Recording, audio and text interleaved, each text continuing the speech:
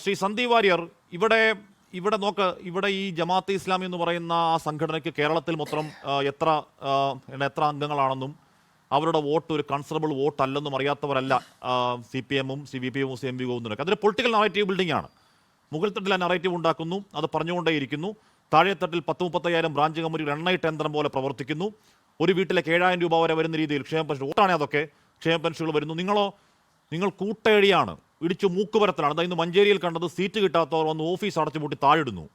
അടിയുടെ അമ്പ് വരുന്നാൾ നടത്തിക്കൊണ്ടാണോ CPM-നോട് തദ്ദേശത്തിൽ നിങ്ങൾ നേർക്കുനേർ നിൽക്കുന്നതും ജയിക്കുമെന്ന പ്രതീക്ഷ പുലർത്തുന്നതും? സന്ദീപ്. ആഷ്മി, സാധാരണഗതിയിൽ CPM ഒരു തെരഞ്ഞെടുപ്പ് തോൽക്കുമ്പോഴാണ് കേരളത്തിൽ മൈനോറിറ്റി കൺസോൾട്ടേഷൻ എന്ന ഒരു ന്യായവാദവുമായിട്ട് വരാറുള്ളത്, അത്തരമൊരു ക്യാപ്സ്യൂൾ ഇറക്കാറുള്ളത്. ഇവിടെ വളരെ അത്ഭുതകരമായിട്ടുള്ള രീതിയിൽ തെരഞ്ഞെടുപ്പ് തോൽക്കുന്നതിന് മുമ്പ് തന്നെ മൈനോറിറ്റി കൺസോൾട്ടേഷനെ തങ്ങളുടെ പരാജയത്തിന്റെ കാരണമായിട്ട് ഇവിടെ VPP മുസ്തഫ പറഞ്ഞിരിക്കുകയാണ്. അതായത് ഈ തെരഞ്ഞെടുപ്പിൽ അവർ തോൽക്കാൻ പോവുകയാണെന്നുള്ള കൃത്യമായിട്ടുള്ള ബോധ്യം CPM-നുണ്ട്. CPM അതുകൊണ്ട് തന്നെ മൈനോറിറ്റി കൺസോൾട്ടേഷൻ എന്ന ഒരു സംഭവം കൊണ്ടാണ് ഞങ്ങൾ തോറ്റത് എന്ന് ആദ്യമേ പറഞ്ഞു വെക്കുകയാണ്. ഇതൊരു മുൻകൂർ ജാമ്യമാണ്. ഈ തെരഞ്ഞെടുപ്പ് തോൽക്കാനുള്ള തെരഞ്ഞെടുപ്പാണെന്നുള്ള നല്ല ബോധ്യം CPM നേതൃത്വത്തിനുണ്ട്, ഇടതുപക്ഷത്തിനുണ്ട്. അതാണ് VPP മുസ്തഫയോട് പറഞ്ഞു വെക്കുന്നത്. ഈ മൈനോറിറ്റി കൺസോൾട്ടേഷൻ എന്തുകൊണ്ട് വന്നു? ഈ മൈനോറിറ്റി കൺസോൾട്ടേഷനെ കുറിച്ച് ഇവർ എന്തുകൊണ്ട് ആശങ്കപ്പെടുന്നു? ആ ആശങ്കപ്പെടാനുള്ള കാരണം എന്ന് പറയുന്നത് ഇവർ നടത്തിക്കൊണ്ടിരിക്കുന്ന BJP അപ്പീസ്മെന്റ് ആണ്, RSS അപ്പീസ്മെന്റ് ആണ്. ഇവിടെ ശബരിമലയുമായി ബന്ധപ്പെട്ട് നടത്തിയിട്ടുള്ള അയ്യപ്പ സംഗമത്തിൽ എന്തേ ഇവർ സിദ്ധരാമയ്യയുടെ ആശംസാ സന്ദേശം വേണമെന്ന് പറഞ്ഞ് അത് വാങ്ങിച്ച് വായിക്കാതിരുന്നത്? എന്തേ അയ്യപ്പ ഭക്തനായിട്ടുള്ള രേവന്ത് റെഡ്ഡിയുടെ ആശംസാ സന്ദേശം ആവശ്യപ്പെട്ട് വായിക്കാതിരുന്നത്? അവരാരുടെ ആശംസാ സന്ദേശം വായിച്ചത്? യോഗി ആദിത്യനാഥിന്റെ ആശംസാ സന്ദേശം വായിച്ച് കോൾമേർ കൊണ്ടവരല്ലേ CPM-കാർ? ഇവിടെ RSS പറയുന്നതിനേക്കാൾ വലിയ കൊടിയ വർഗീയത പറയുന്ന അതിന്റെ പ്രയോക്താക്കളായി, പ്രചാരകരായിട്ട് CPM നേതാക്കൾ മാറിയിരിക്കുകയല്ലേ? അത്തരത്തിലുള്ള വർഗീയത എല്ലാ ദിവസവും പറയുന്ന ആളുകളെ മതേതരവാദികളെന്ന് സർട്ടിഫിക്കറ്റ് കൊടുക്കുകയല്ലേ ഇപ്പോൾ CPM നേതാക്കന്മാർ ചെയ്യുന്നത്? അപ്പോൾ ഈ നാട്ടിലെ ഇവിടുത്തെ മൈനോറിറ്റിക്ക്, മതന്യൂനപക്ഷ വിഭാഗങ്ങൾക്ക് CPM ഇപ്പോൾ RSS-ന്റെ ലൈൻ സ്വീകരിക്കുന്നു. RSS-ന്റെ രാഷ്ട്രീയം നരേന്ദ്രമോദിക്ക് വേണ്ടി കേരളത്തിൽ ഇപ്പോൾ CPM നടപ്പാക്കിക്കൊണ്ടിരിക്കുന്നു എന്ന ഒരു വലിയ ആശങ്കയുണ്ട്. അതിന്റെ ഭാഗമായിട്ടുള്ള എല്ലാ സ്റ്റേക്ക് ഹോൾഡേഴ്സും, മൈനോറിറ്റി കമ്മ്യൂണിറ്റിയിലെ എല്ലാ സ്റ്റേക്ക് ഹോൾഡേഴ്സും സ്വാഭാവികമായിട്ടും ഇടതുപക്ഷത്തിനെതിരായിട്ടുള്ള ഒരു നിലപാട് സ്വീകരിച്ചിരിക്കുകയാണ്.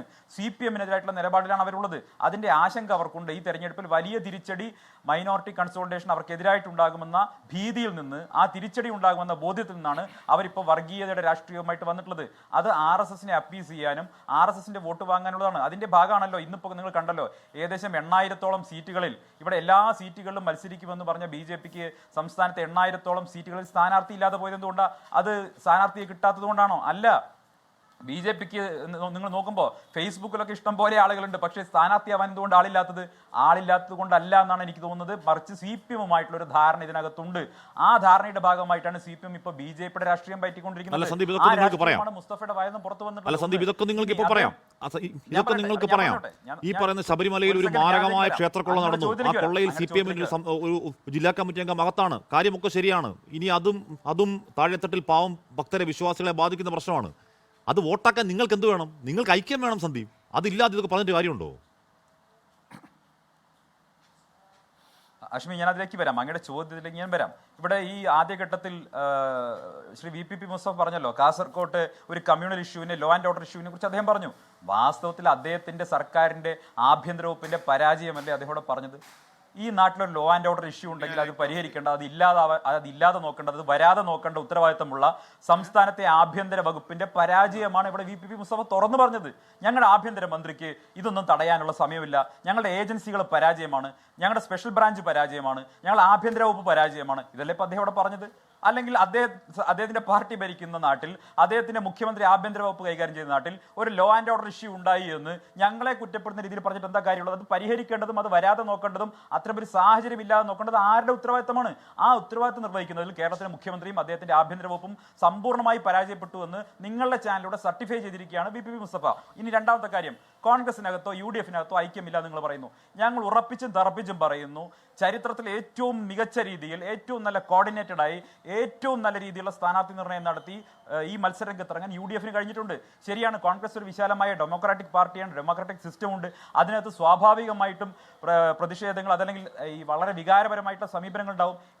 ഒരു ലോക്കൽ ബോഡി ഇലക്ഷനിൽ സ്വാഭാവികമായിട്ടും ഒരു വാർഡിൽ മത്സരിക്കാൻ തക്കവണ്ണം യോഗ്യതയുള്ള ഒന്നിൽ കൂടുതൽ ആളുകൾ ഉണ്ടാവും. അത് സ്വാഭാവികമാണ്. അങ്ങനെ വരുന്ന സമയത്ത് വൈകാരികമായിട്ടുള്ള ചില പ്രകടനങ്ങൾ ഉണ്ടാവും. ഞങ്ങളെ ആരും വിളിച്ചിട്ട് നിങ്ങൾ ഈ ഇടത് സർക്കാരിനെ താഴെ ഇറക്കി അധികാരത്തിൽ വരാനിരിക്കുന്ന മുന്നണിയാണ് നിങ്ങളല്ലേ? പൂർത്തിയാക്കാം. ആ അധികാരത്തിലിരിക്കുന്ന മുന്നണി ഒരു വാർഡിൽ സീറ്റ് കിട്ടാത്തതിന്റെ പേരിൽ നേതാക്കൾ ഇടിച്ച് മൂക്ക് വരത്തുക.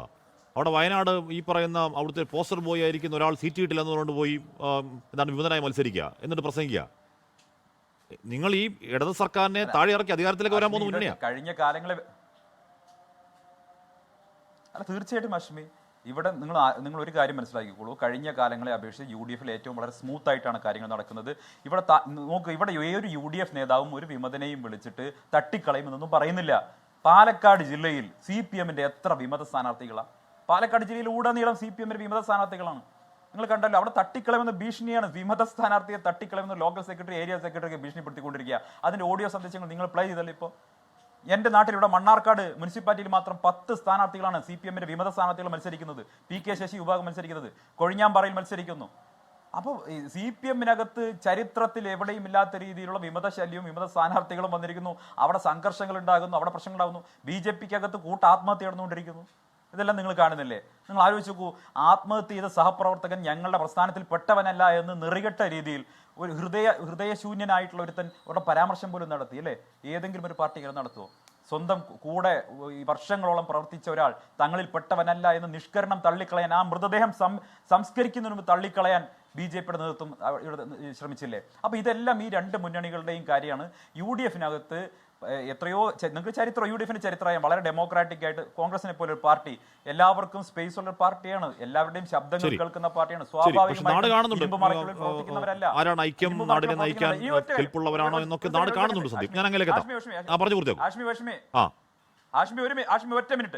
ഒറ്റ മിനിറ്റ് ആഷ്മി, ഞങ്ങൾ ഈ തെരഞ്ഞെടുപ്പിനെ നേരിടുന്നത് വലിയ ആത്മവിശ്വാസത്തോടെയാണ്. അതിന്റെ ഏറ്റവും പ്രധാനപ്പെട്ട കാരണം സർക്കാരിനെതിരായിട്ടുള്ള വലിയ ജനവികാരമുണ്ട്. ഈ ശബരിമലയിലെ സ്വർണ്ണപ്പാളി കൊള്ളയടക്കം CPM നേതൃത്വം നേരിട്ട് ചെയ്ത കൊള്ളയാണ് തെളിഞ്ഞല്ലേ? CPM നേതാക്കന്മാർ ജയിലിലായില്ലേ? എന്നിട്ട് ഇവർക്ക് എങ്ങനെയാണ് ഇനി ജനങ്ങളെ അഭിമുഖീകരിക്കാൻ സാധിക്കുന്നത്? ഒരു വശത്ത് ഈ സംസ്ഥാനത്തെ മതന്യൂനപക്ഷ വിഭാഗങ്ങളെ ഭയപ്പെടുത്തി RSS-ന്റെ ലൈൻ സ്വീകരിക്കുമ്പോൾ, മറുവശത്ത് ഈ സംസ്ഥാനത്തെ ക്ഷേത്രങ്ങളിലെ സ്വത്തുക്കൾ മുഴുവൻ കൊള്ള ചെയ്തുകൊണ്ട് ഇവിടുത്തെ അയ്യപ്പ വിശ്വാസികളെ ഹൃദയത്തെ മുറിവേൽപ്പിച്ചിരിക്കുന്നു. ഇവർക്കിനി ആരാണ് വോട്ട് ചെയ്യാൻ പോകുന്നത്? ഈ കേരളം മുഴുവൻ ഒറ്റക്കെട്ടായി ഇടതുപക്ഷത്തിനെതിരെ വോട്ട് ചെയ്യാൻ പോകുന്ന തെരഞ്ഞെടുപ്പാണെന്ന ഉത്തമമായിട്ടുള്ള ബോധ്യം. ലോകത്തെവിടെയായാലും ഏത് സമയത്തും 24 വാർത്തകളും ഓഗ്മെന്റഡ് റിയാലിറ്റി പാക്കേജുകളും എക്സ്പ്ലെയിനറുകളും വിശദമായി കാണാൻ ഞങ്ങളുടെ YouTube ചാനൽ നിങ്ങൾക്ക് സബ്സ്ക്രൈബ് ചെയ്യാം.